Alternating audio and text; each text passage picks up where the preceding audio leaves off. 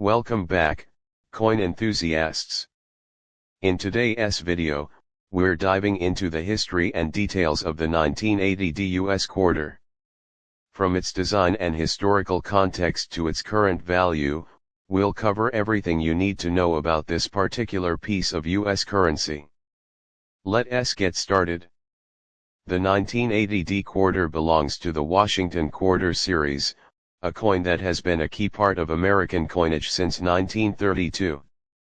This series was first introduced to commemorate the 200th anniversary of George Washington's birth. The design, created by sculptor John Flanagan, has remained largely unchanged for decades, except for a few notable variations like the Bicentennial Quarter and the Modern State Quarters series. The Washington Quarter quickly became a staple in American circulation, and its design has become one of the most recognizable in U.S. coin history. The year 1980 was an interesting time in U.S. history. The economy was experiencing high inflation, and the value of metals like copper and nickel was rising. Despite these economic challenges, the U.S. Mint continued to produce quarters in large quantities to meet demand for everyday transactions. By 1980, quarters were primarily made of a copper-nickel clad composition, a change that had been in place since 1965 when the U.S. Mint removed silver from most circulating coins due to rising silver prices. So, the 1980 quarter is composed of an inner core of pure copper with an outer layer of 75% copper and 25% nickel, giving it that familiar silver color. On the obverse of the 1980 quarter, we have the iconic image of George Washington, facing left. This portrait, designed by John Flanagan, has been the centerpiece of the quarter since 1932. Above Washington's head, we see the word liberty, while the phrase "In God We Trust" is placed to his left. Below his portrait is the year 1980 and the small d mint mark, indicating that this coin was produced at the Denver Mint. The D mint mark is important because it tells us where this coin was minted. In 1980, quarters were minted in both Denver and Philadelphia, with Denver coins bearing the D mark and Philadelphia quarters having no mint mark at all. Turning the coin over, we see the familiar image of an eagle, which has graced the reverse of the Washington quarter since its introduction. The eagle is shown with its wings spread wide, clutching a bundle of arrows, symbolizing strength and readiness to defend the nation.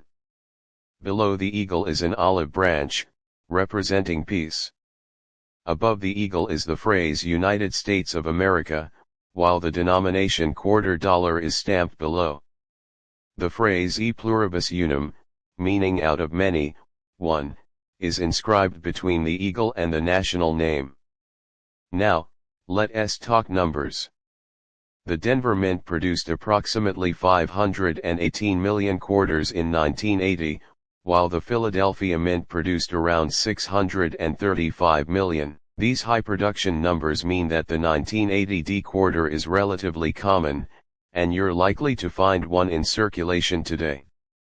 Although millions of these quarters were struck, coins in uncirculated or mint condition can still hold value for collectors, especially if they are graded highly.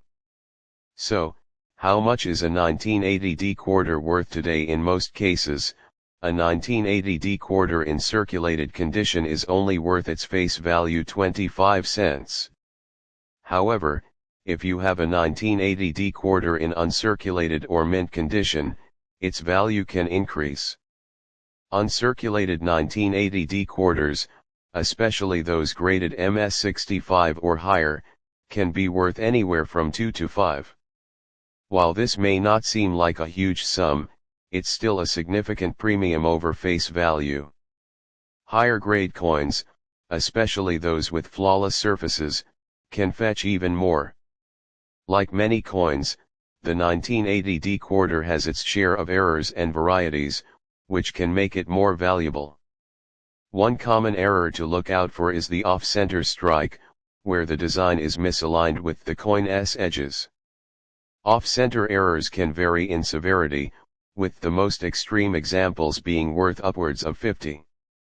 Another valuable variety to watch for is the double die error, though this is much rarer for the 1980D quarter. In double die coins, the design appears doubled in certain areas, such as the lettering or Washington's portrait.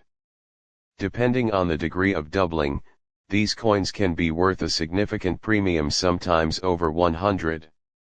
If you're lucky enough to find a 1980D quarter with one of these errors, it's definitely worth getting it professionally graded and appraised, as the value could be much higher than a typical quarter.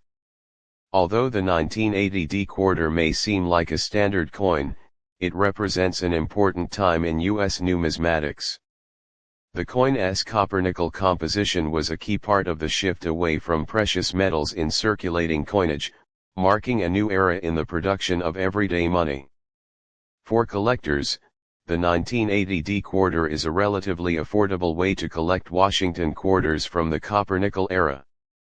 It's also a reminder of how U.S. coins have evolved over time, both in design and in composition. In conclusion, the 1980D quarter might not be the most valuable coin in your collection, but it's a solid piece of U.S. history. Whether you're looking for uncirculated examples, error coins, or simply want to complete your Washington quarter set, the 1980D quarter is a great addition. Thank you for watching. Be sure to like, comment, and subscribe for more in-depth coin videos.